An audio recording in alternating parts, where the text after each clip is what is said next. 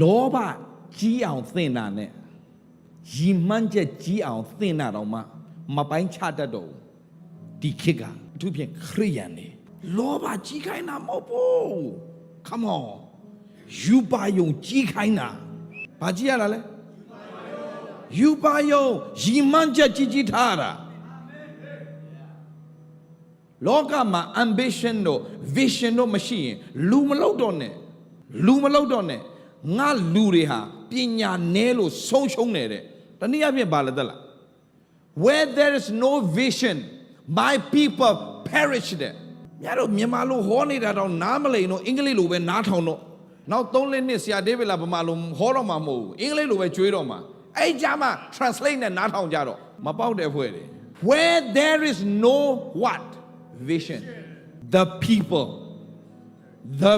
လို့ပြောသေးတယ် the people ဆိုတာကရည်ရွယ်ထားတဲ့လူတစုအဲ့ဒါခရိယန်တွေ the people perish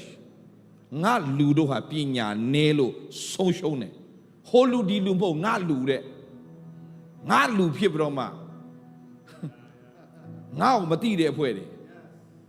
ပါဇက်နဲ့တော့မင်းတို့နီးတယ်တဲ့နှလုံးနဲ့ဝေးနေတယ်တဲ့အဲ့အဖွဲ့တွေပါဇက်နဲ့တော့အိုးကူရာမပတ်တော့လုံးနေတာဒါပေမဲ့ယုံမပေါ့